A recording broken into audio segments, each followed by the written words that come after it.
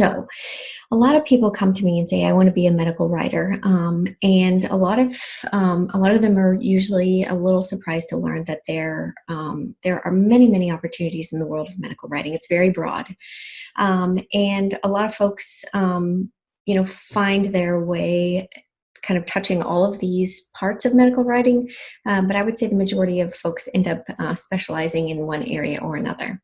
So here are just some, this is by no means an all-inclusive list, but here are some examples of types of medical writing that you might find out there. There's education, both for patients and other clinicians.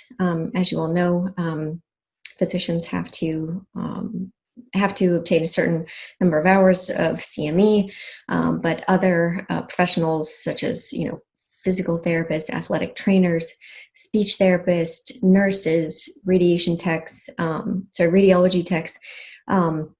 Most folks have to have some number of CE to maintain their licensure. There's also health journalism, which may involve writing content for websites, whether that's breaking news, covering conferences, covering really important and breaking medical studies, clinical studies. There's also grant writing. If any of you have experience doing research, you know how important the grant writing becomes. There's marketing that involves presentations for any number of individuals, writing in a more persuasive voice, writing training materials for sales forces that may be out there representing different pharmaceutical agents or devices. There are also med affairs departments, which we'll talk about a little bit later, but there are medical affairs departments in pharmaceutical companies, regulatory departments in contract research organizations, medical device companies. Regardless, they're tasked with producing a number of content pieces, such as publications, abstracts, a lot of times, posters for conferences, etc. So the last piece is research and regulatory work, which again we'll touch on a little bit later, but this list is just meant to give you a broad overview of the types of medical writing opportunities you may find. Another way to think of this is to break it down into a non-scientific versus a scientific audience. So a lot of people will come to me and say, I really enjoy breaking things down for my patients. I would like to write for the lay public. So you can, that would fall under a non-scientific audience, obviously. There are a number of examples here that would represent a non-scientific audience. On the other hand, scientific audience would involve your things like the scientific publications, anything that's prepared to be presented at a major Congress or conference.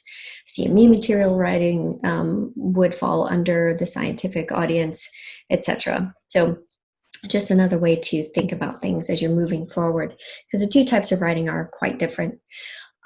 First, we're going to talk about CME. This is probably the one I get asked about the most. I do have a lot of experience writing CME materials, and as a clinician, I really enjoy it. Well, former clinician, I should say, I really enjoy it because I am not afraid to write in therapeutic areas that are outside of what I specialized in. I mean, as you can imagine, there's not a whole lot of CME opportunities in sports medicine, so I find myself branching out into a number of therapeutic areas. It's fascinating because you're learning while you're writing, and I think that kind of appeals to a lot of us that have this quest for lifelong learning. So you really need to know the space forwards and backwards before you can write CME materials on it. So that's one of the main reasons I enjoy writing CME so much. One of the major aspects, perhaps one of the most important, is a needs assessment. And this is where you research the clinical gaps.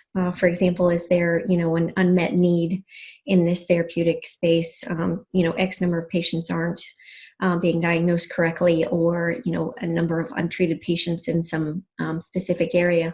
But you demonstrate the gaps in order to get the funding for the project.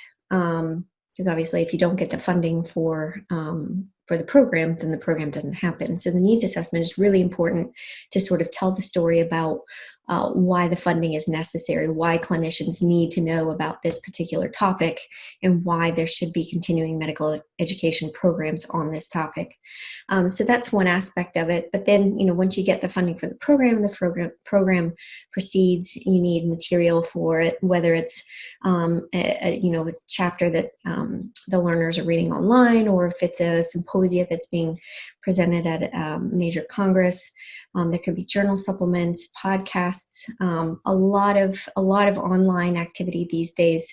But again, the actual program needs to be written and built, often in conjunction with the faculty that's presenting. Objectives are also really important, and they need to be measurable. These programs are written with a pretty strict eye in that there has to be a need. You have to demonstrate the need.